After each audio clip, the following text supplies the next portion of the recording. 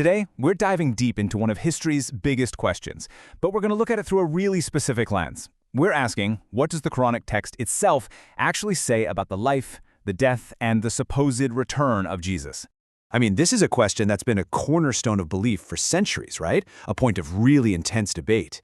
Did he die a natural death? Was he taken up to heaven alive? And does the Quran promise he's coming back? Well, to find out, we've got to go straight to the source. So on one side, you have this widely held traditional belief that Jesus, or Isa as he's called in Arabic, went up to heaven alive, and that he's going to return before the end of days. But the question at the heart of our little investigation here is different. What kind of picture emerges if we look only at the words inside the Quran, and for a moment just set aside all the other historical texts and later interpretations? So, where do you even start with an analysis like this? Well, the source material shows us that the Quran's first move is to meticulously build the case for Jesus' humanity. And the text does this by laying out 4 really clear markers of what it means to be human. You know, things like needing food, being from the earth, having physical vulnerability, and having a family tree. So let's see how the Quran applies these directly to Jesus. The scripture makes its point with something so simple, so universal: eating. The argument being made is pretty straightforward. If Jesus and his mother Mary needed to eat food, that means they were dependent on sustenance. That's a fundamental human trait, and it's what separates a mortal being from a totally self-sufficient creator. Then it tackles his miraculous birth by comparing him directly to Adam. The logic here is pretty cool. It's basically saying, if being born without a father makes you divine, then what about Adam? He didn't have a father or a mother, so he'd have an even bigger claim, right? By connecting both of them to dust, the source of all human life, the text really grounds Jesus firmly in that earthly, human category. Okay, let's move on to the next piece of evidence and see how this all built. Now that his human nature is established, the scripture then lays out a very explicit timeline for a prophet's life. Now, this is a really remarkable passage. The Quran actually has Jesus speak from the cradle, and he outlines his entire life's journey himself. He points to 3 key moments: the day he was born, the day he will die, and the day he will be raised alive.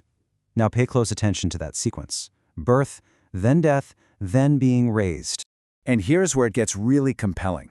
Just a few verses earlier, the Quran uses the exact same 3-stage life cycle for John the Baptist, who's known as Yahya.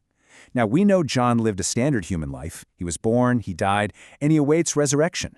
So this identical phrasing, this linguistic parallel, strongly suggests that the same mortal path was expected for Jesus.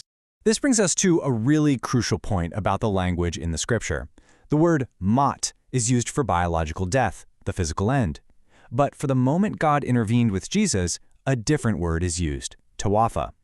The analysis here argues that this doesn't mean an escape from death. Instead, it means God was completing his term, basically ending his mission on earth and reclaiming his soul. And it goes even further. It establishes what the source material calls a universal law. It states pretty clearly that all the messengers before Jesus passed away, using the Arabic word khalat. Then it uses that exact same phrase to describe the messengers who came before Muhammad. The implication is pretty clear, right? Jesus is just part of a long line of mortal messengers who finish their job and then pass on. So all of this naturally leads us to the biggest question of all. If Jesus followed the same mortal pattern as all the other prophets, what does the Quran actually say about a second coming? Now, according to the source we're looking at, this verse is the key to the whole thing. On the Day of Judgment, Jesus is quoted saying this to God. And you can see he draws a very sharp line in the sand. His job as a witness over his people ended at a very specific moment in time.